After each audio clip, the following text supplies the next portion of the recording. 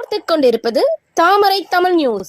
திருப்பத்தூர் அடுத்த கோனேரிக்குப்பம் கிராம பேருந்து நிறுத்தத்தில் அரசு பேருந்து திடீரென தீப்பற்றி எரிந்தது. திருப்பத்தூர் மாவட்டம் திருப்பத்தூர் ஒன்றியம் கோனேரிக்குப்பம் கிராம பேருந்து நிறுத்தத்தில் திருப்பத்தூர் முதல் ஆலங்காயம் வரை செல்லும் அரசு பேருந்து சுமார் 9 மணி அளவில் திடீரென தீப்பற்றி எரிந்தது. பொதுமக்கள் அனைவரும் தீயினை தண்ணீர் ஊற்றி அணைத்தார்கள். பேருந்தில் இருந்த பயணிகளுக்கு எந்த உயிர் சேதமும் ஏற்படவில்லை.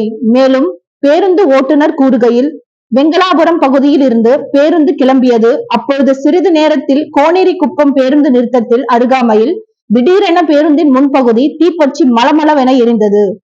உடனடியாக பேருந்து ஓட்டுநர் பேருந்தை நிறுத்தி அருகாமையில் இருக்கும் வீட்டில் இருந்து தண்ணீரை பேருந்தின் மீது ஊற்றி ஊர் பொதுமக்களும் பேருந்து ஓட்டுநரும் தீயை அணைத்தனர். மேலும் பேருந்தில் பயணித்த 50க்கும் மேற்பட்ட பயணிகள் பெரும் கூச்சலிட்டனர்.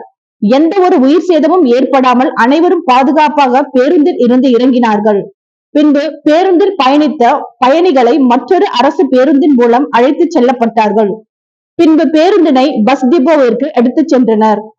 பேருந்தில் திடீர் தீப்பற்றி எரிந்த சம்பவம் அப்பகுதியை பெரும் பரபரப்பை ஏற்படுத்தியது.